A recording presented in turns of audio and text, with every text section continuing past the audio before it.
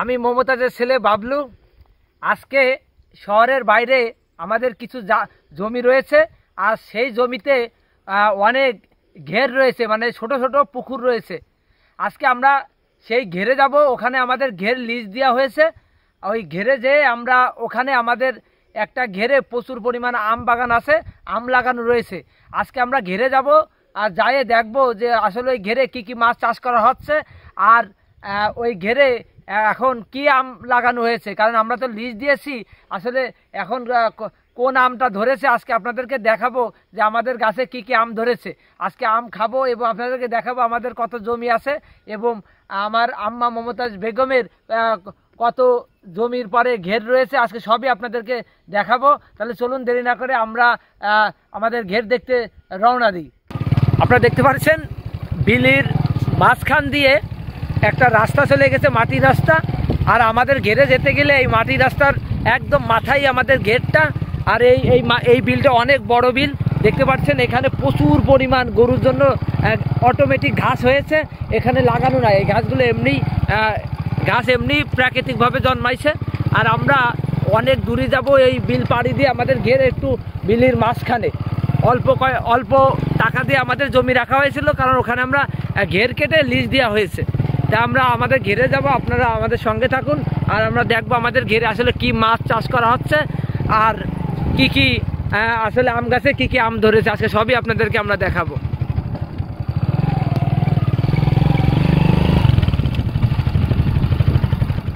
দেখুন ঘেরে যাচ্ছিলাম, আর যাওয়ার সময় হঠাৎ করে দেখি কি একটা নৌকা। দেখুন এখানে কোনো পানি নাই, আপনারা আসুন। এখানে আবার সাপ থাকে। দেখুন দেখুন এই যে নৌকা রয়েছে, এখানে কোনো পানি নাই। এখানে একটা নৌকা, ভাঙ্গা একটা নৌকা পড়ে রয়েছে। আর নৌকাটা এত সুন্দর নৌকা, আসলে মনে হচ্ছে যে আমি এখন নৌকা চালাই। দেখুন চারিদিক দেখলাম শুকনো, কোনো জায়গায় পানি নাই, কিন্তু এখানে নৌকাটা পড়ে রয়েছে। কারণ এই বিলে এই সময় পানি ফুরিয়ে যায়, আর ফুরিয়ে যাওয়ার পরে যে নৌকাগুলো আছে অটোমেটিক এই মাটির সাথে লেগে থাকে। দেখতে পাচ্ছেন নৌকাগুলো গেলাম সব নৌকা নষ্ট হয়ে গেছে, কিন্তু নৌকাটা গেলাম অসাধারণ। গ্রামের আসলে দৃশ্য আমার যে এত ভালো লাগে, এই জন্য আমি অনেক সময় মানিকগঞ্জ থেকে আমি দূরের যে গ্রামগুলো সেই গ্রামে ছুটে চলে আসি। তাহলে চলুন আমরা দেরি না করে আমাকে ঘেরে যাই। আমাদের ঘেরে 4-5টা গাছে আম হয়েছে। এখন যাব দেখি আম পাকিছে কিনা, পাকলে আমি খাবো। কারণ গাছ পাকা আম কলাম পাওয়া যায় না, গাছ পাকা আম পাওয়া যায় না। দেখতে পাচ্ছেন এই মিলে আসলে প্রচুর বন হয়েছে, ওই যে আম গাছ। দেখুন চলুন আমরা আম গাছে এসে যাই। এই মিনিটে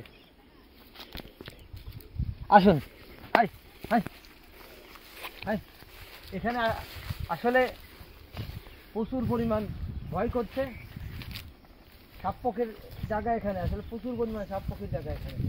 এই দেখুন এই আম গাছ, দেখুন এই দেখুন আম।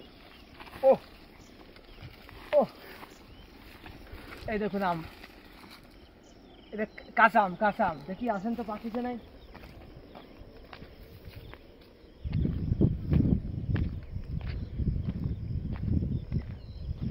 ওয়াও, আম দেখুন আমাকে গাছে কি পরিমাণ আম ধরেছে।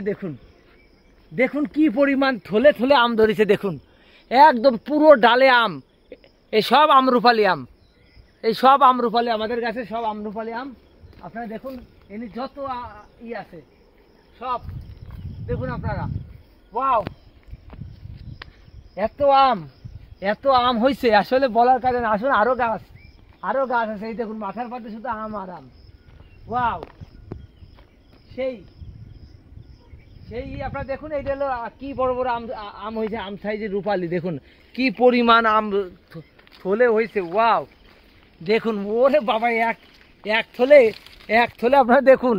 ওয়াও, কি পরিমাণ আম আমার গাছে হয়েছে। দেখুন আপনারা এক থলে কি পরিমাণ আম ঝুলতেছে, দেখুন। আর এই সবই আমরুপালি আম। আসলে এই আমগুলো আপনার একটু পাকতে অনেক দেরি হয়। আপনারা দেখুন প্রতি থলে আম হয়েছে, কিন্তু এই আমগুলো পাকতে অনেক দেরি হয়। আমি একটা আম খেয়ে আপনাদেরকে দেখাবো। আপনারা দেখুন একটা আম আপনাদেরকে আমি খেয়ে দেখাচ্ছি। কোনটা খাবো বলুন? এই আম বেশি নষ্ট করা যাবে না, ছোটটা খেয়ে দেখাচ্ছি।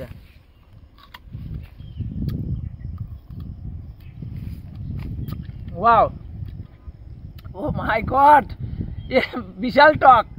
আমরুপালি তো, কিন্তু এই যে হলুদ হলুদ ভাব হয়ে গেছে, মানে পাকার ভাব হয়ে গেছে, আরও 10-15 দিনের মধ্যে আম পেকে যাবে এরকম। সবই আমাদের আম গাছ আমাদের ঘেরে হয়েছে, আমরা লিজ দিয়া, কিন্তু এই আম যে গাছগুলো এগুলো আমরা লিজ দিই নি। এটা এই আম যখন পাড়া হবে আমরা লোক দিয়ে এই আম পেড়ে আমরা বাসায় নিয়ে যাবো, এবং আমরা আত্মীয় স্বজন যারা আছে তাদেরকে সবাইকে আমরা প্রতি বছরে দিয়ে থাকি আম। এই সবই আমাদের আম বাগান, এই ঘের আমাদের এখানে অনেক ঘের আছে। হ্যাঁ।